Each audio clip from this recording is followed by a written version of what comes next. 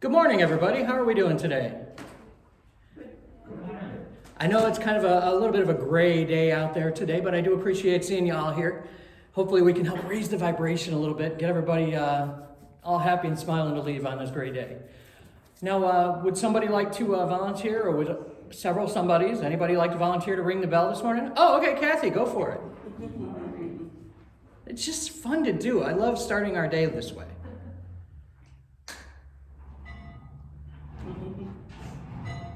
All right, there you go. Oh, good one. Now she's got it. Thank you.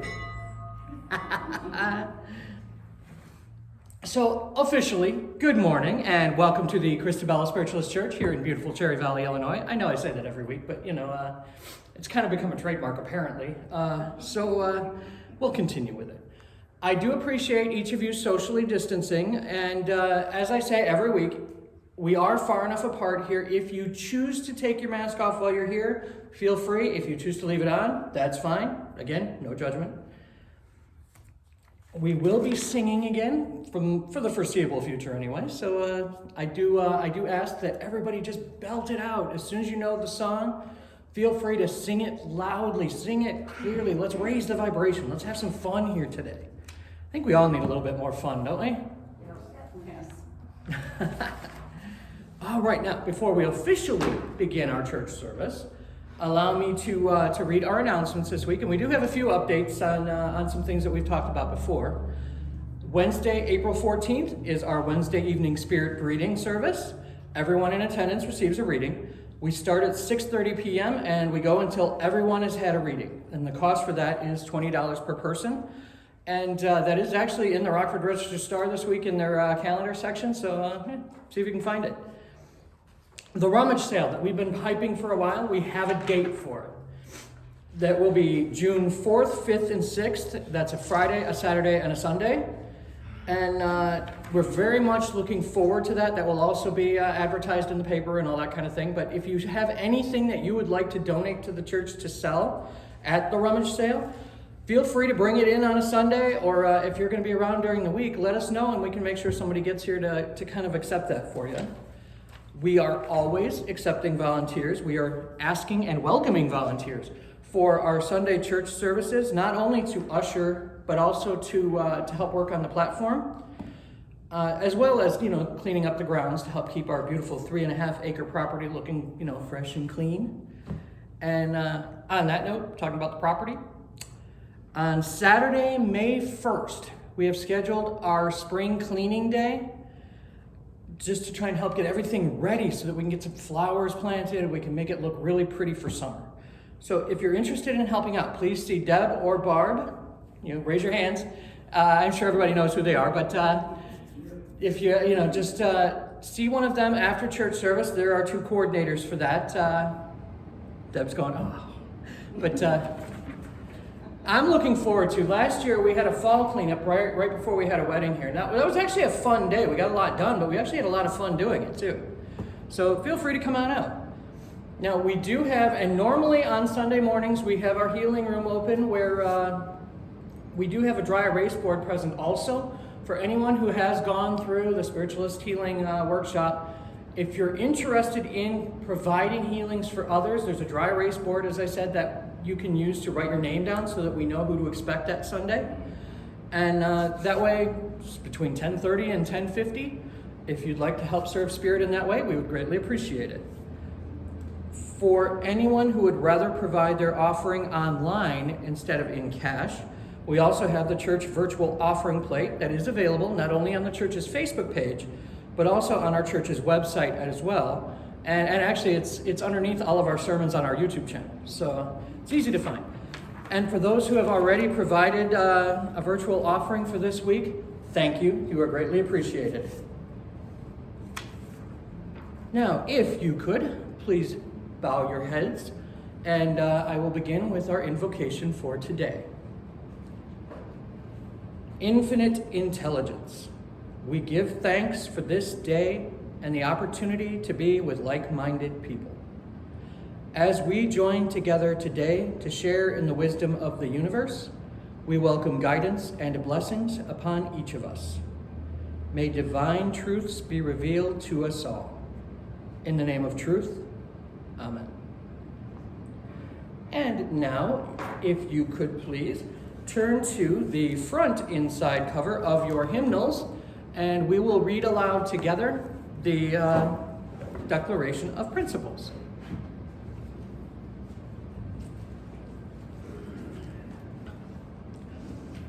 We believe in infinite intelligence.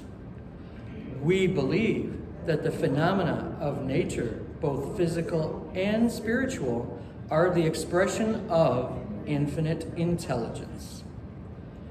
We affirm that a correct understanding of such expression and living in accordance therewith constitute true religion.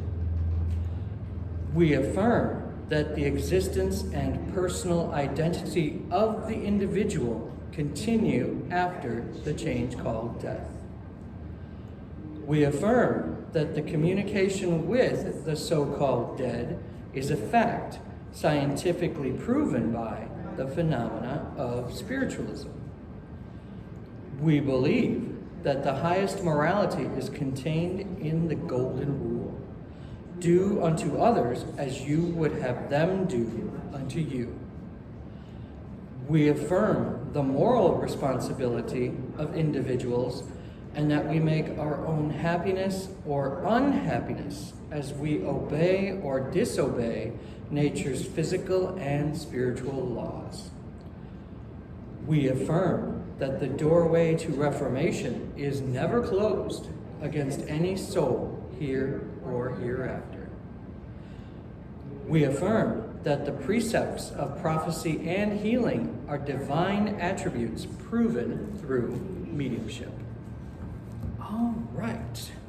I just love saying those. I hope it comes through in my reading of it, that I get a little bit excited. Now, at this time, we will begin our healing service. And Deb, if you could please do me a favor and hand me the healing list, I would appreciate that. Every week.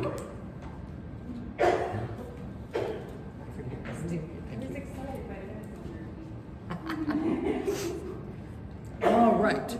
Now, while I am reading our healing list of absent friends, I ask that you please focus your energy, focus your intention and your awareness on helping them to heal and helping them to feel better, feel more energized, and to feel that light of spiritualist truth. Oh, yes, and before I forget, if there is anybody that you would like to add to the healing list that has not been written down here, feel free to say that person's first name aloud after I get done. Ruth, Hank, Jim B., Paris, Casey N., Julie, and if anybody else would like to add to that.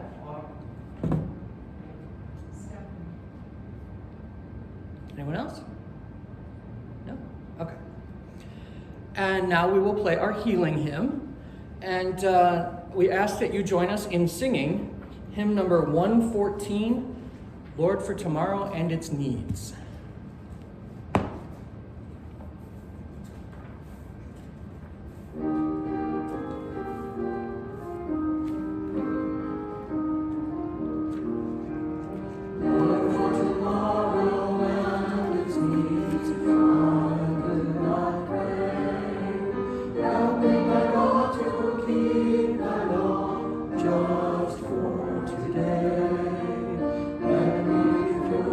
All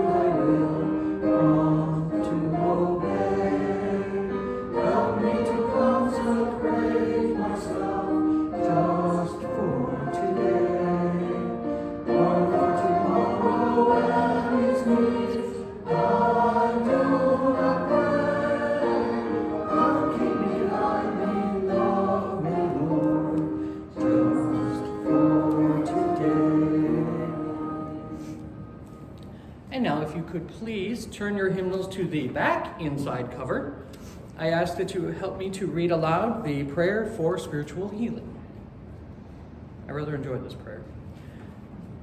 I ask the great unseen healing force to remove all obstructions from my mind and body and to restore me to perfect health. I ask this in all sincerity and honesty, and I will do my part. I ask this great unseen healing force to help both present and absent ones who are in need of help, and to restore them to perfect health. I put my trust in the love and power of God. Amen. At this time, our sermon will be presented by your student pastor, Mark Dorsett. And I do have to say really quickly, I didn't even realize until this morning the significance of the timing of this particular sermon. I do speak about, and actually first this sermon was actually, the idea came from my amazing wife Deb here, who asked that I specifically do one on this particular subject.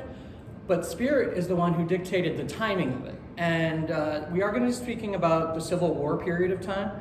And we just had the 156th anniversary of the end of the Civil War. So apparently there's a reason for me to be speaking about this subject today. It was Benjamin Franklin who said that in this world, nothing is certain except death and taxes. Now, not only are those words still true today, but they were also very true during the American Civil War. But I'm getting ahead of myself a little bit. Instead of Benjamin Franklin, we're going to be talking today about a different American icon.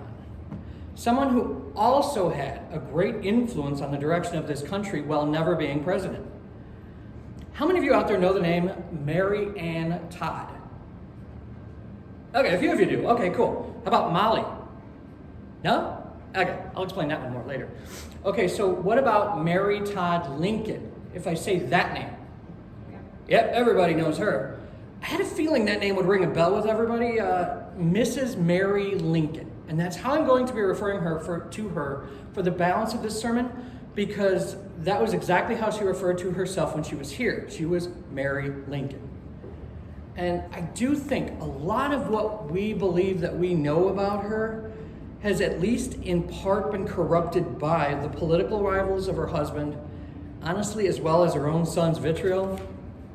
Now, I'm going to tell you right now, that's not to sugarcoat the fact that she did have a somewhat mercurial personality, and she could be prone to histrionics in her own right.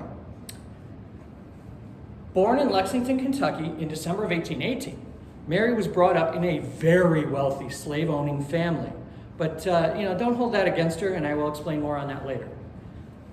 Growing up, Mary took a great interest in politics, which was actually something that ran in her family. That and the natural and mercurial personality that I spoke about a minute ago. As her cousin said about childhood Mary, she was like an April day, sunning all over one minute, the next crying as though her heart would break. But I digress. 2 years after the death of her mother, Mary actually, her father remarried. Because Mary really didn't get along with her stepmom Betsy, in 1839, she followed her sister Elizabeth and moved to Springfield, Illinois. It was here in her story that we add a love interest to the tale of Mary and Todd in the form of one Abraham Lincoln. Now, since our state is known as the land of Lincoln, I do hopefully believe that everyone here will know where this story is headed. Part of a big socialite circle in Springfield, there was a Springfield circle of debutantes that actually called themselves the Coterie. Mary was introduced to many different suitors, including Springfield attorney Abraham Lincoln, as well as a gentleman by the name of Stephen Douglas. Does that name ring a bell for anybody in Illinois politics? Now, Mary started a relationship with Abraham in 1840, and indeed they became engaged to be married. However, on New Year's Day, 1841, they broke off their engagement, and Lincoln did that. History does not record the circumstances of their breakup. Now, during this time period, Mary began to be courted by several other men, including the aforementioned Stephen Douglas. So you can imagine that caused a little bit of jealousy there with Abraham. Now, for those who are not really aware of Stephen Douglas and who he is, Abraham and Stephen, aside from being both active in Illinois politics, they could not have been further apart personality-wise, appearance-wise, and just, and then on top of it, they were very strong political rivals. Known as the Little Giant due to his stature, Stephen was from Vermont, had a deep, booming voice, and was very polished in his demeanor, and as well as his manner of dress. He came from a very educated background, and he was brought up to a life of affluence. He was also very gregarious and social as well. Now, by contrast, Mary's tall Kentuckian, as she called him, was shy and somewhat awkward. Not nearly as polished, Abraham's voice was said to be much more high-pitched and nasal. He had not received any sort of real formal education from an early age, and despite his very relaxed and kind of low-key demeanor, he was very driven, which is actually something that him and Mary had in common. After a friend brought Abraham and Mary back together, they were wed on November 4th, 1842, in the home of Mary's sister, and thus began their very amazing romantic and political partnership. Now, moving on from the Lincolns for just a minute, we're going to pick back up with their story in just a minute, but I do feel that it's important right now to kind of talk a little bit more about the state of the nation around this time. After all, there is a lot happening with our young country, and as well as a certain young religious movement that was very intent on bringing more joy, peace, love, and social progress into the world. I'm sure that you all remember the Gratitude Day sermon from a couple of weeks ago, right? Yep. Now, for anybody who missed that, shame on you. You got to go to YouTube and check it out. It was a great sermon. No, I'm just kidding. A quick refresher, though, for all of you who may not have seen that sermon or who may not remember. Hydesville, New York, 1848. Murdered peddler Charles Rosna begins communicating with the Fox family in an effort to have his story told. The Fox sisters, Leah, Margaret, and Kate, eventually honor Spirit's wishes and begin to tour the country demonstrating the truth of Spirit communication. By bringing mediumship out of the seance room and into the masses, they kick-started the movement that became known as modern spiritualism. And during the years that led up to the Civil War, while the Fox sisters were touring the northeastern part of the country, other mediums also began to demonstrate their abilities more publicly as well, and that's where the young spiritualist movement grew.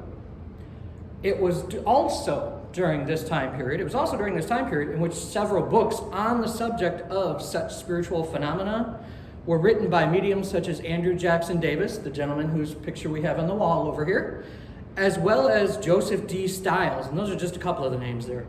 Now, Stiles is actually credited with predicting the Civil War in his book, 13 Messages from the Spirit of John Quincy Adams. How's that for a mouthful?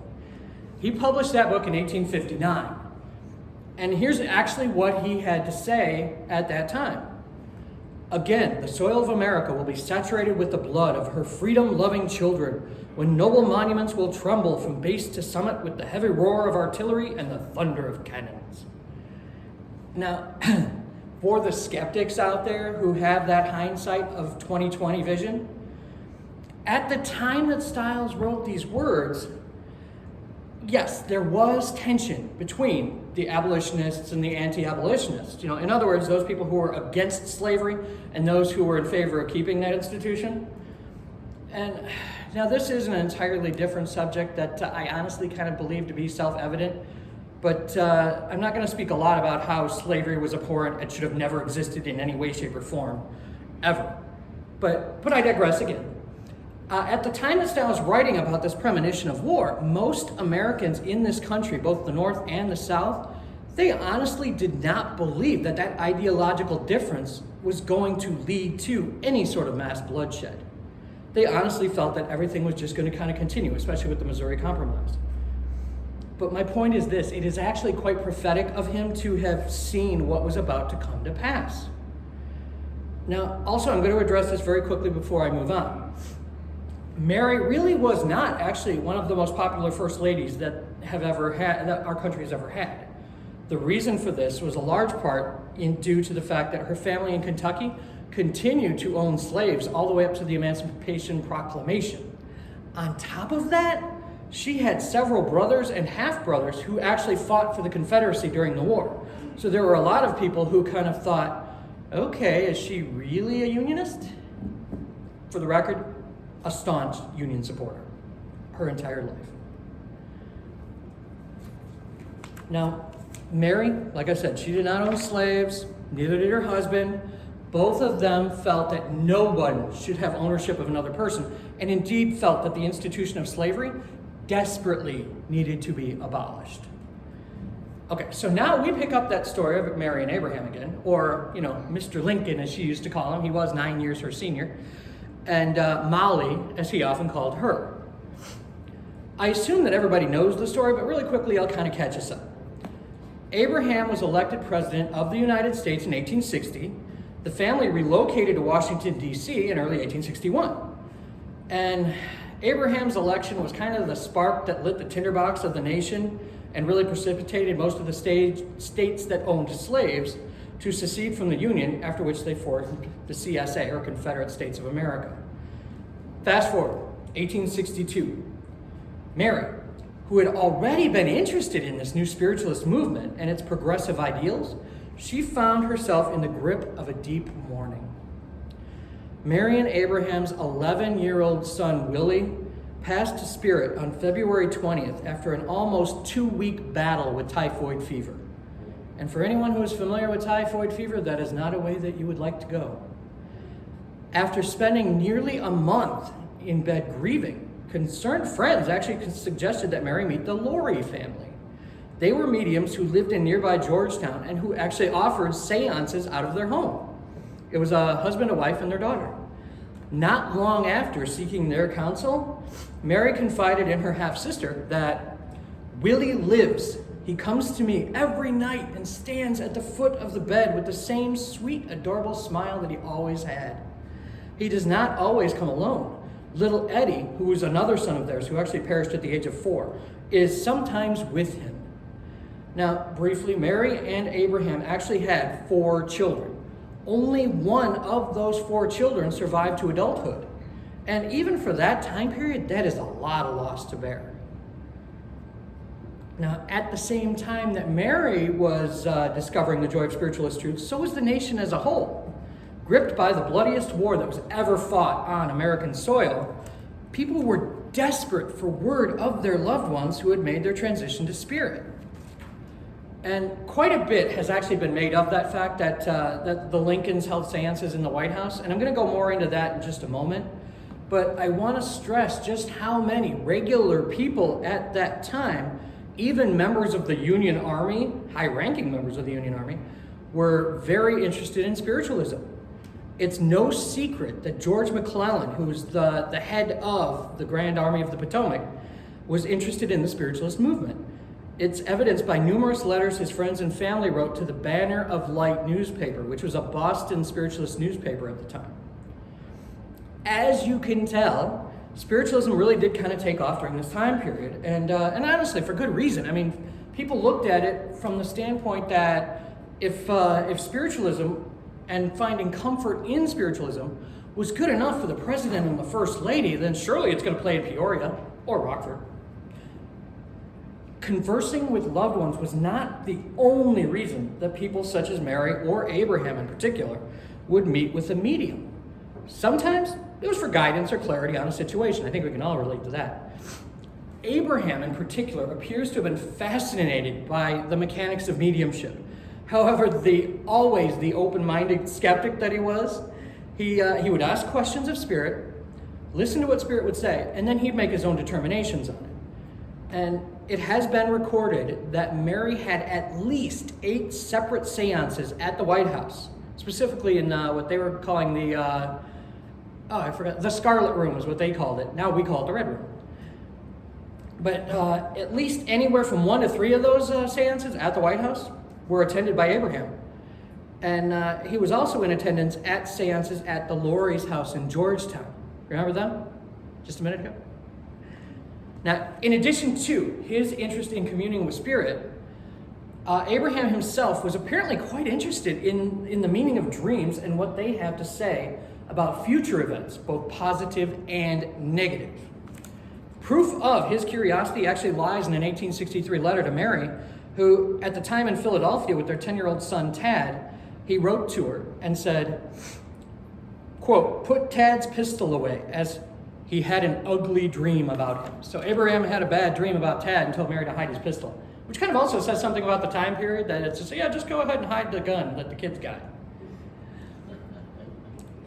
Now, members of Lincoln's cabinet actually do recall on the morning of his assassination, the president told them he dreamed of sailing across an unknown body of water at great speed. And apparently also revealed at that time that he'd had the same dream repeatedly on previous occasions, quote, before nearly every great and important event of the war.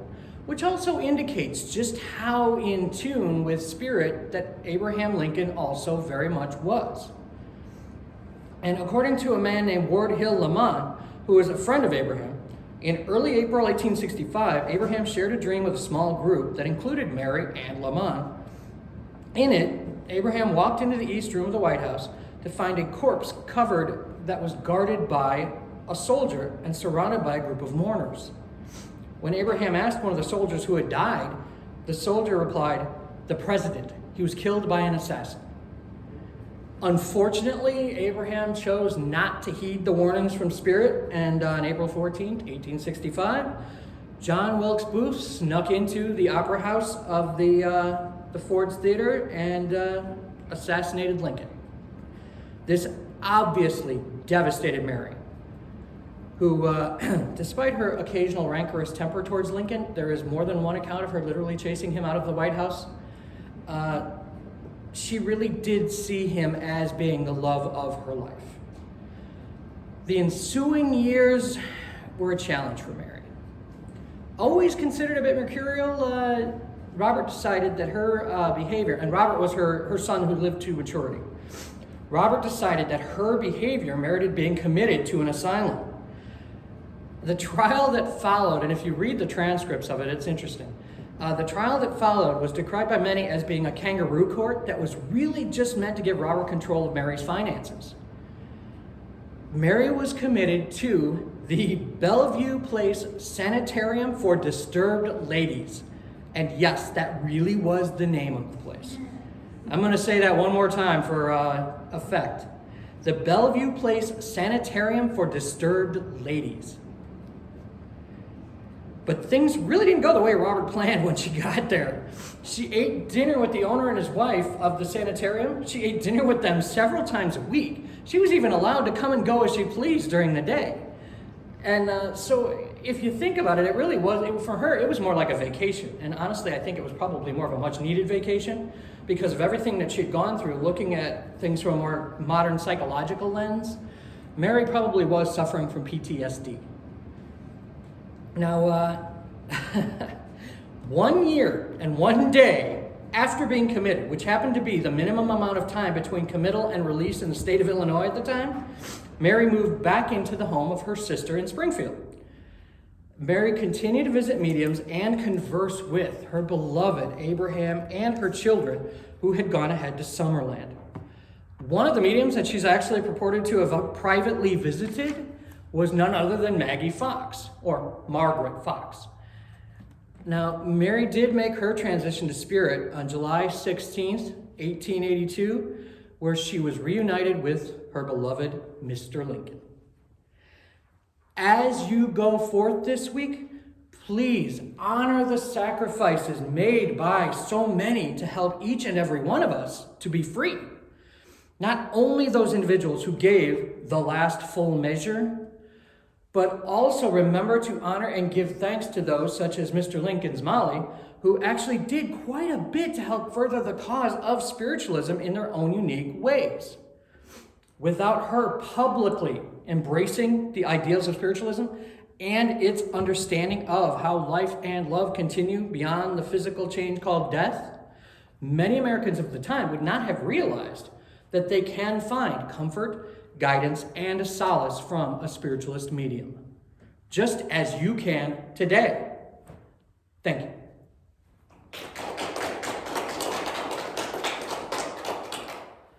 All right. At this time, we will be playing our Spirit Greeting hymn. Oh, wait, I'm sorry. I'm getting ahead of myself. At this time, if you could please bow your heads as I look for my sheet for my offering.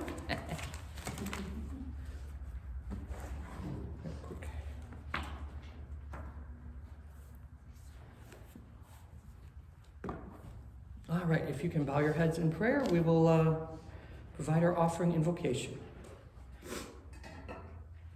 Infinite intelligence, we give thanks for our continued abundance, both material and spiritual. We ask for a special blessing for the gifts received today. It is through these offerings of love that our church and the message of spiritualism continues to grow. In the same spirit of giving, we dedicate the use of these gifts for only that which promotes positive growth, service to others, and love. May they be used wisely for the benefit of this church and all humanity. Amen.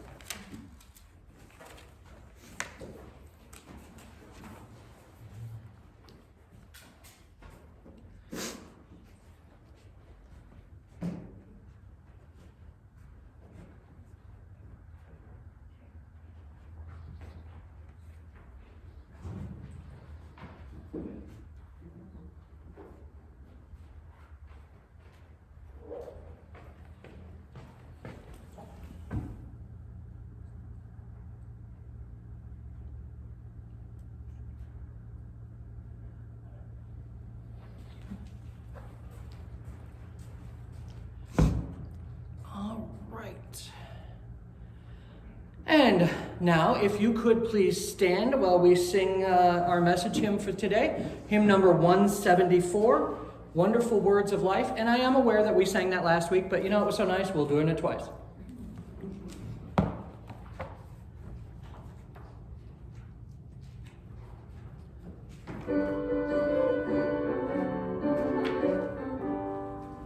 Sing over again to me, wonderful words of life. Let me more of their beauty see, wonderful words of life and beauty, teach me faith and beauty, beautiful words, wonderful words, beautiful words of life, beautiful words, wonderful words, wonderful words of life. The most ones give to all, wonderful words of life, ever listen to the loving call, wonderful words of life, also freely given, wooing us to heaven, beautiful words, wonderful words, wonderful words of life, beautiful words, wonderful words, wonderful words of life. You may be seated. Thank you all for indulging me by singing and belting it out. I actually heard a few of you, so I appreciate that. It's just a fun way to raise the vibration. Now, at this time, we will be beginning our Spirit Greeting service, and I've already been informed that I will probably be limiting the number of people today, and I'm not sure why, but Spirit has its reasons. Normally, during these services, we do only read between 3 and 5 individuals per medium, and I've been kind of going over on that because Spirit's been allowing me to, but today, for some reason, I'm not going to be allowed to. So I apologize for anybody who doesn't get a reading, but just know, if you're interested, Wednesday night, Spirit Greetings. So when I come to you, if you are interested in getting a reading, I ask that you please stand and say yes, that's fine. If you are not interested in getting any kind of a reading today, just stay seated and tell me no thank you, and I will just move on. Just so everybody is aware. Everybody is aware. Last week was Easter. Okay, and apparently that will conclude our spirit greeting portion. If any of the messages that came through really resonate with you, it does help our student mediums to get certified. If you could please fill out a form in the back, an affidavit that does help us out to get our certifications. Now, if you could, turn your hymnals to page 28. Beautiful Isle of Somewhere. And if you want to stand for this, feel free, but otherwise, yeah, we're tired. It's that kind of day. I kind of chose this one actually because I think it's a nice upbeat, kind of a fun tune to send us out the door on a little bit of a dreary day.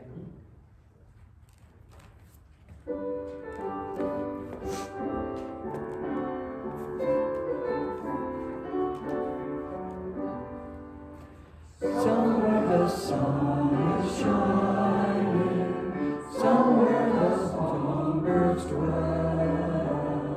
Watch them lie sad repining, God lives and all is well. Somewhere, beautiful isle of somewhere, land of the true, where we live on you. Beautiful isle of somewhere the day is longer, somewhere the task is done, somewhere the heart is stronger, somewhere the burden's won. Somewhere, beautiful isle of somewhere, land of the true, where we live anew. Beautiful isle of somewhere the load is lifted, close wide and open gate. Somewhere the clouds are rifted, somewhere the angels wait. Somewhere, beautiful isle of somewhere, land of the true, where we live anew. Beautiful isle of somewhere. Please bow your heads for our closing benediction. We close this service with the deepest gratitude for this day. We ask a blessing on all who have taken time to join us today. May we be ever learning, ever moving forward beyond the errors of the past, and knowing that we have an endless supply of new beginnings. Amen. This officially concludes our Christabelle Spiritualist Church service for today. Thank you all, and I am wishing you a wonderful week ahead.